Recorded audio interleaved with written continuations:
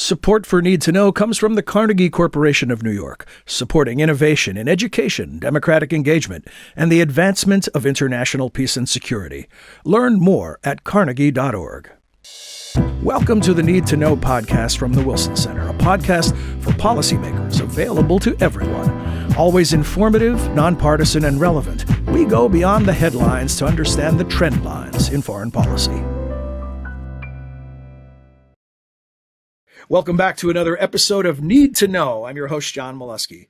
Today we're going to talk about a package of federal legislation, an omnibus multi-year law, commonly referred to as the Farm Bill. Now, the current Farm Bill was enacted in 2018, and it expires this year.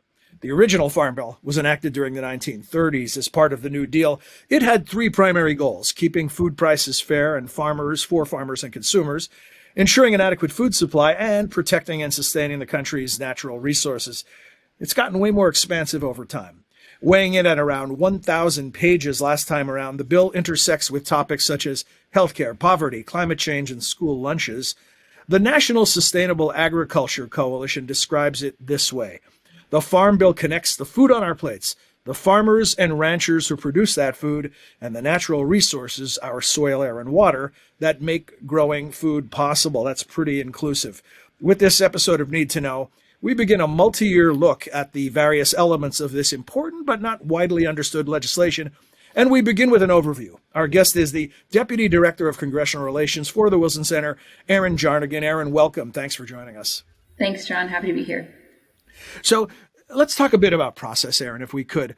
I know from your time on the Hill, you're very familiar with the way things work up there, or don't work sometimes, right, as the case might be. True. So the primary authorship here, we're looking at members of the Senate and House committees on agriculture, nutrition, and forestry. What do we know about the makeup of those committees and what that portends in terms of, will this be a harmonious bipartisan process, or will this be cantankerous and partisan? Yeah, so the nice thing about the agriculture committees is that they typically work pretty well together. Most of the members of these committees tend to have agricultural backgrounds themselves, or they come from districts that are heavily agricultural based. One of the things that they will have to be aware of is the split in party control, right? So Republicans are controlling the House right now, so they have a bigger share in the House of Representatives. And then on the Senate side, Democrats are in control. And of course, Democrats also control the White House. So whatever comes through the committees has to be something that is acceptable to both sides. So I think there will probably be some, contentious debates, but I think at the end of the day, they'll be able to find a middle ground and find something that can appeal to both sides. The constituency for this bill is huge, and that alone could encourage some bipartisanship, I would suspect. Absolutely. Yeah. I mean, farmland across America is represented by so many districts. So most districts in the country have some kind of equity involved in the Farm Bill. So without reauthorization, we're looking at sunset on some of these various aspects of the bill. They would expire at the end of the year. But other programs have permanent authority. They don't need reauthorization, like crop insurance. When you look at the farm bills and the evolution of the bills over time, how much do they change in these 5-year increments? Is it fairly a fair amount of continuity, I should say? Or could we expect some drastic changes, particularly maybe in the area of, say, climate change, which the Biden administration has made a priority? Yeah, I mean, sometimes it's incremental with programs that aren't a high priority, but then when you find these programs like conservation that are a huge priority, we can expect to see big changes.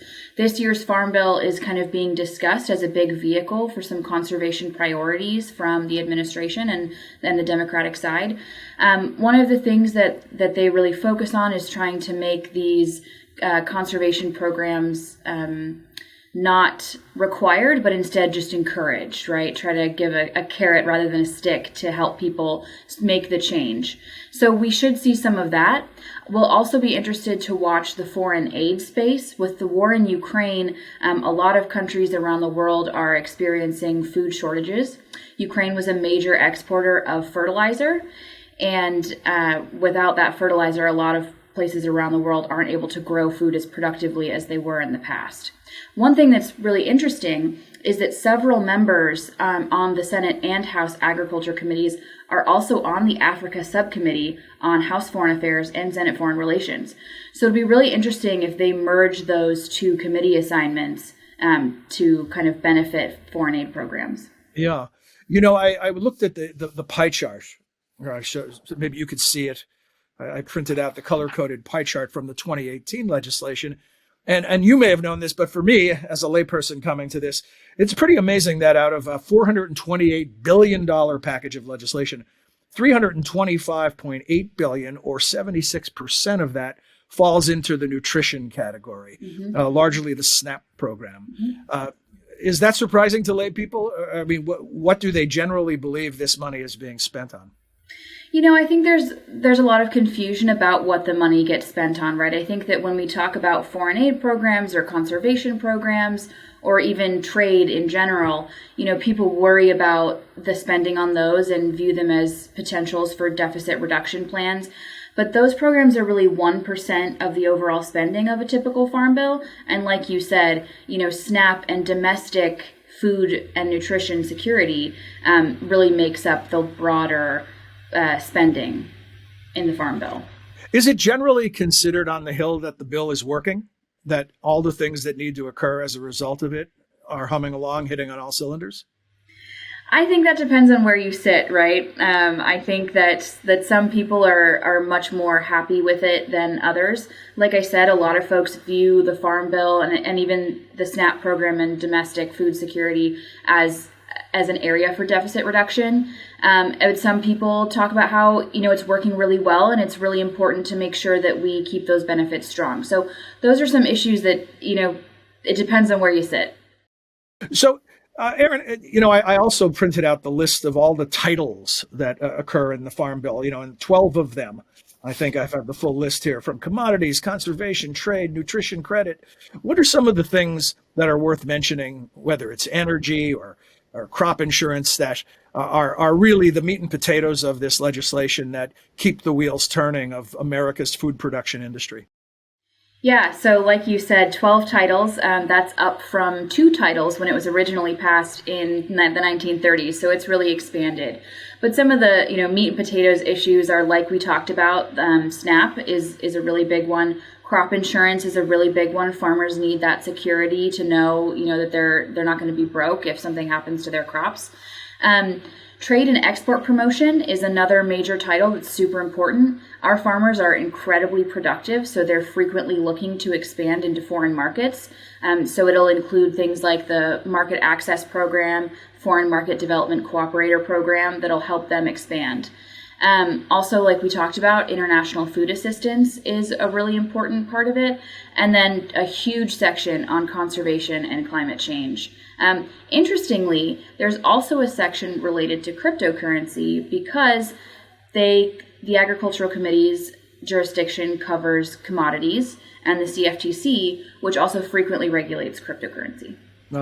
Yeah, technology will be a part of just about every piece of legislation as we move forward, right? Absolutely. So you've already mentioned that the war in Ukraine, the Russian invasion of Ukraine, will loom large over all these discussions because of both problems and opportunities that it creates. We haven't talked about China. How much of this bill is about competition with China? You know, it's really interesting. The Farm Bill is an opportunity to either choose cooperation or competition with China. Agriculture is a really interesting space here because China's a net importer of food and we're a net exporter of food. So we export quite a bit more food to China than we import from them. According to USTR, our agricultural imports from China were $3.8 billion in 2020, but our exports in 2022 were $36.4 billion. We send them soybeans, corn, beef, chicken, lots of other products. And we can also cooperate with them on technology changes that lead to reduction in carbon emissions. So there's an opportunity here to either compete or cooperate based on, you know, what the proclivities are of the members at the time. Sure. A final thought, Erin, is about the timeline for passage and for debate. What are we looking at?